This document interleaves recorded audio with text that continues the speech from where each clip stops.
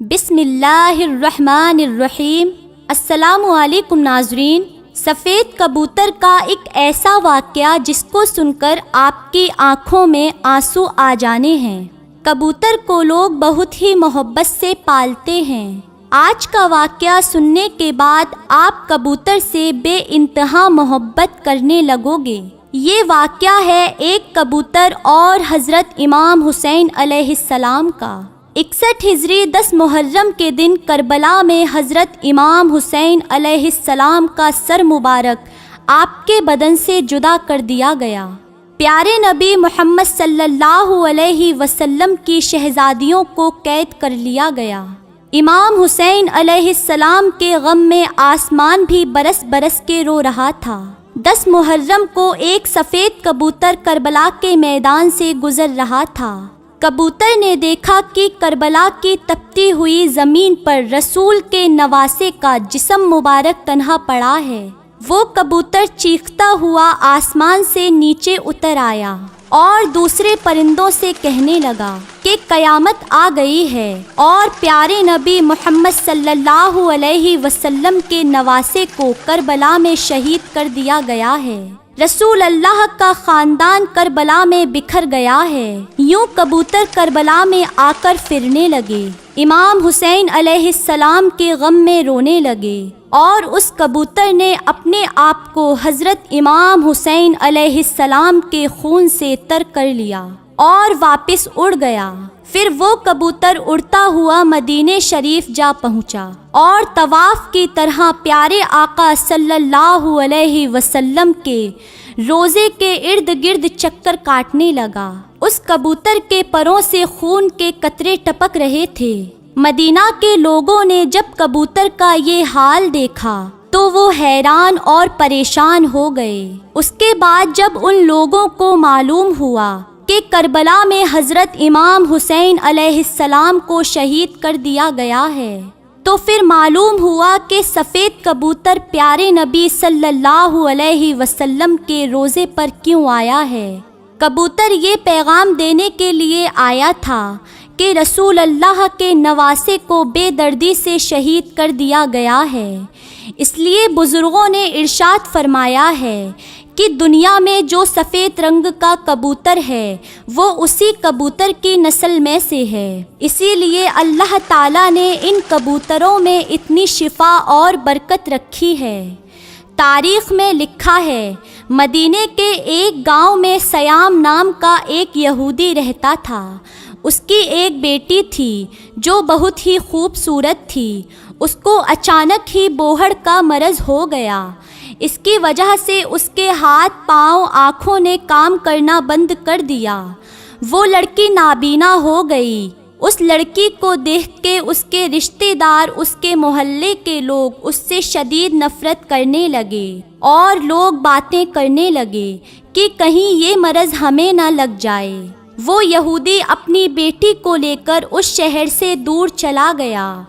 ایک باغ میں جا کر اس نے اپنی رہائش کر لی۔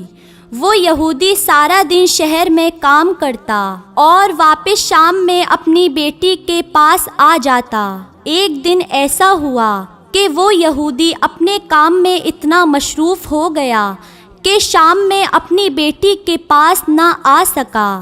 لڑکی پریشان ہو گئی کہ اتنا وقت ہو گیا ہے اور میرے والد ابھی تک نہیں آئے۔ اپنے والد کو ڈھونڈتی ہوئی ایک درخت کے نیچے جا پہنچی۔ لڑکی نے محسوس کیا کہ اس کے آس پاس ایک پرندے کی چیخ بھری آواز آ رہی ہے۔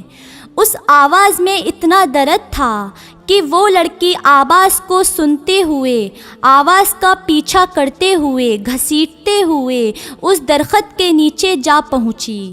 حالانکہ وہ لڑکی دیکھ نہیں سکتی تھی، پھر بھی اس لڑکی نے اپنا سر اٹھایا اور درخت کے اوپر دیکھا۔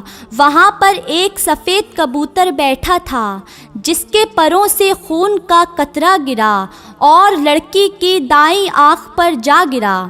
اس خون کے قطرے کا گرنا تھا کہ امام حسین علیہ السلام کی خون کی برکت سے اس لڑکی کی آنکھوں کی روشنی واپس آ گئی۔ وہ لڑکی اپنی ایک آنکھ سے دیکھنے لگی اور خون کا قطرہ اس کی دوسری آنکھ پر بھی گر پڑا۔ خون کی برکت سے لڑکی دونوں آنکھوں سے دیکھنے لگی۔ لڑکی بہت ہی خوش ہوئی، ساتھ میں حیران بھی ہو گئی۔ جب لڑکی نے اوپر درخت میں دیکھا تو ایک کبوتر خون سے لبڑا ہوا تھا۔ خون کے کچھ قطرے لڑکی کے جسم کے اوپر بھی گر گئے۔